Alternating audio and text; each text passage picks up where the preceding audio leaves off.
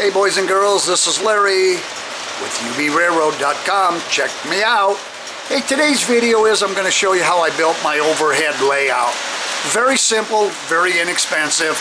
You can see it just goes around the room.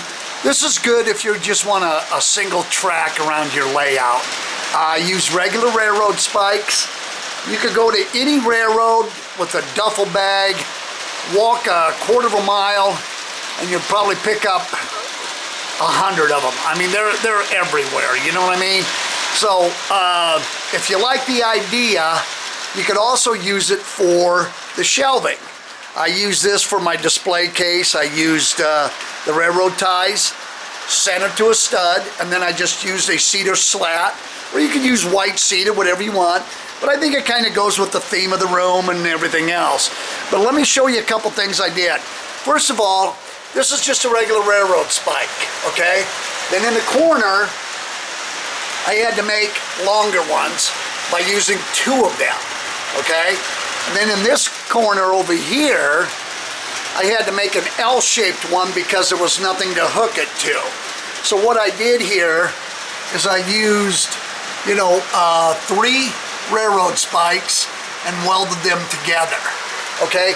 I'm gonna take you into the other room now, and I'm going to show you kind of a little slideshow of the construction of this so that you get an idea of how simple it really is. But give me 1 second here. I gotta let the train line up so I could shut it off to where I could get to it.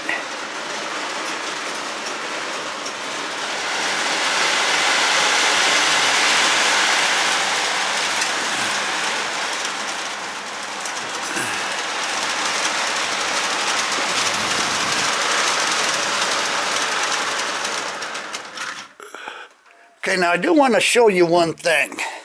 The worst thing I do in model railroading is laying track. Now I don't know how well you could see this, but I'm putting this up on the top, and you can kind of see that I don't do a very good job at track. I don't know why. It's the worst part of this hobby for me, but I'm going to show you these curves and show you how nasty they are. Take a look at these, okay? This is the way it is all the way around because I don't know, I just never got into track laying. So be careful. Make sure your tracks are nice and straight, especially on something like this, because if you get a layout like I have where I have locked in positions where I can't get to them, like back up in here, see that up in there? I got a car that fell off the track, and there's its permanent resting home. I also got another one down at this end too. I just can't get to them without tearing everything up.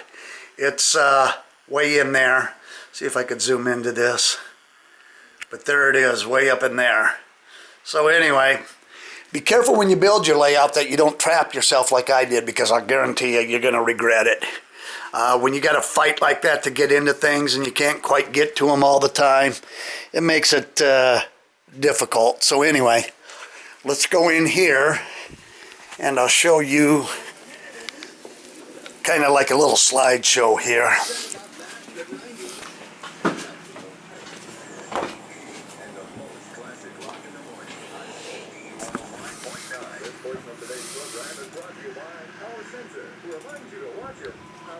Okay, the first thing is I want to show you, these are the railroad spikes. Number 1 is just a regular railroad spike.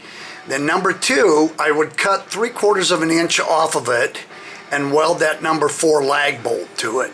Or if I had to extend it, I would take a number 3, which is a section of another one, and just weld it to it until I got the right length. Number 5 is the overall finished product that I used in, I don't know, all of them but about 4 or 5. So that's what it looks like. So you are going to have to weld on this, unfortunately. That's the downfall of this type of a layout, Okay, and then from there, then I'm just going to kind of run a little show for you here. Okay, there's all the spikes. Notice the sticky tabs. They designated the stud.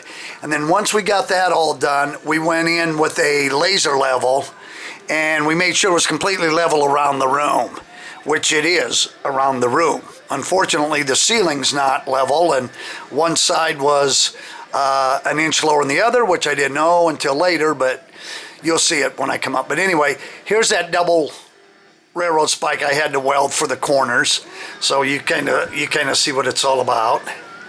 And then there's kind of the finish with the wood on it. I used 3.5 inch by 3/4 plywood, and I screwed them in. You kind of see the screws here, but you can kind of see how lousy of a carpenter I am. I suck at this.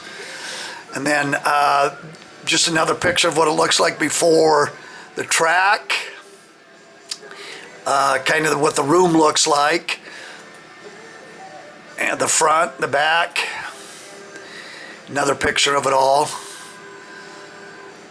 I did solder all my joints together, so make sure you do that, because you never know what's going to happen up there, you know, and once it's up there, you don't want to be crawling up there every day on it. So, and here's what I'm talking about. I had one side of my ceiling actually an inch lower than the other, which I didn't realize until I ran this around and knocked the stack off. So if you do this and you got this kind of a area in your room, make sure you check from here to the top of your track and everything's going to clear.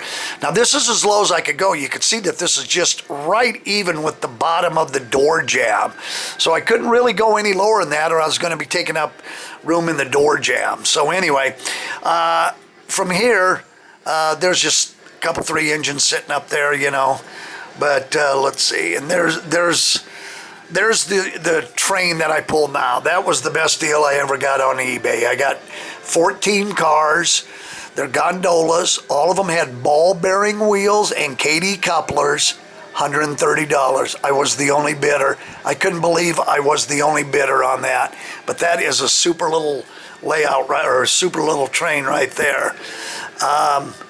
And then here's the first engine I had up there, but it had nylon gears and they stripped out because the weight was just a little too much for that little thing. But and then here I am starting to draw my bridge in and my waterfall. But okay, so anyway, you guys get the idea of what I did here.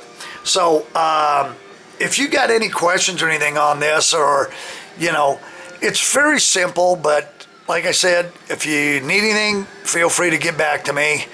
This is Larry, over and out.